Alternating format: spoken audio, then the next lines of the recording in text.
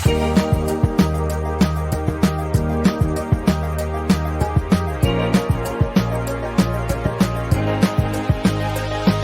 it's Mike Stiles, and this is This Week in the Metaverse, your weekly newscast that keeps you up to date on everything that isn't real and yet is. It's April 10th. What happened around the Metaverse this week? Here's what.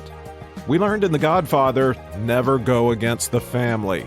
Or if you do, don't go on any canoe rides with anybody on a remote lake. But John Carmack is not shy about being critical of his former family at Meta.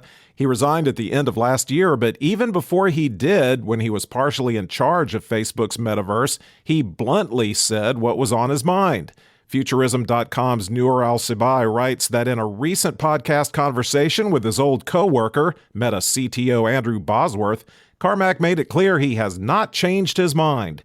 In short, he still thinks there's enormous opportunity in VR and in the metaverse, but that Meta and its competitors are basically blowing the opportunity. In what I'm sure was an attempt to be nice and helpful, he said the metaverse is still Meta's to lose, but the company isn't doing it any favors. His main problems with it are the tediousness and glitchiness of the user experience. He thinks VR headgear should be like your smartphone. It should just start working when you put it on. He thinks that once it achieves that level of usability, that is when VR is going to start replacing other devices we think are irreplaceable right now, like laptops and tablets. What's holding companies like Meta back from making this happen? Carmack thinks the answer is nothing. It's just a matter of doing it. And he thinks not only is the metaverse not dead, it's going to happen and could even be cheaper than cell phones. So where were all you fashionistas? Because apparently Metaverse Fashion Week turned out to be an emperor with no clothes, a downright unlingerie'd bust. Sure, brands, labels, and designers were there, but very, very few people engaging in the experiences that were created for them. This is the second annual Fashion Week, which is held in Decentraland, and if The Verge's Jay Peters review is any indication, not a lot of advancement has been made in a year.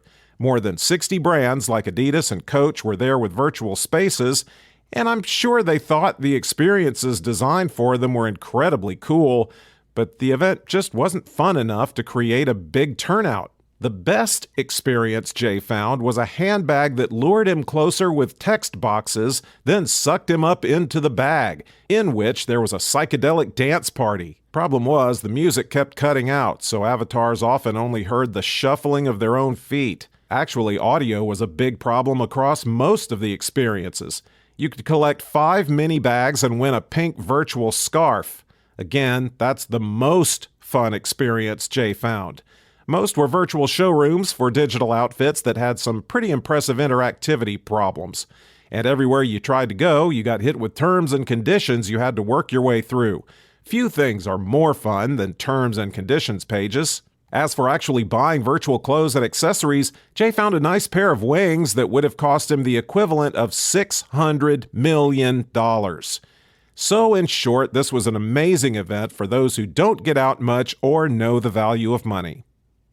The Straits Times is wondering, just like the rest of us, what Apple's approach to the metaverse is going to be, or if there's going to be one at all.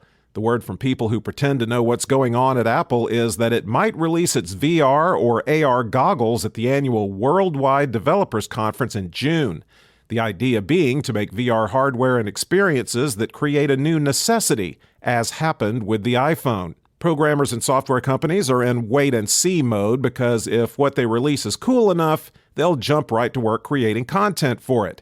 Apple chief Tim Cook told GQ, AR is exciting, and Apple has a history of going its own way with innovations, even amidst doubts and criticism.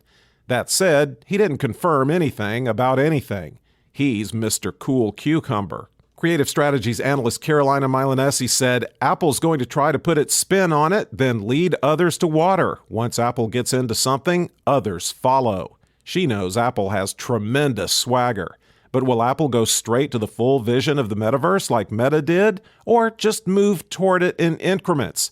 That's what the AR approach might be, launching Apple products that overlay the real world with virtual imagery, like a metaverse with training wheels.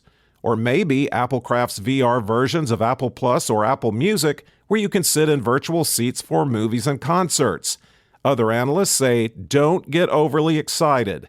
Apple may be seeing these other companies losing money and pumping the brakes and not move forward. From the why should anyone have or use crypto department, Forecast News reports one big reason is remittance fees. Did you know Americans spend more than $12 billion in remittance fees every year when they send money to family and friends overseas using the traditional fiat financial system? But according to research done by Coinbase, overseas remittances using Bitcoin and Ethereum cost 96.7% less. The U.S. average fee is 6.18%. Coinbase said you shouldn't have to spend money to send money. Actually, you probably should expect to, but 6.18% is a little hefty. Sending Bitcoin to another wallet costs $1.50 per transaction on average, while an Ethereum transaction costs 75 cents. What's that? Money means nothing to you, and you just bought a $600 million pair of virtual wings? Well, what about time? Remittance through the traditional banking system takes an average 1 to 10 days because it has to go through a litany of intermediaries and processes that only happen during banking hours. Because, we're supposed to believe even bank computers can't work after banking hours. The average waiting time for crypto transfers is 10 minutes. This matters because close to 1 billion people globally use and rely on remittances, either to send or get money. Close to 800 million people depend on money sent by family that lives elsewhere for work. I am required to write some more about our new overlord and master, ChatGPT. On its way to becoming the single irresponsible, unaccountable entity that we will all trust and accept as the one true source of information, people have been asking it some fun questions.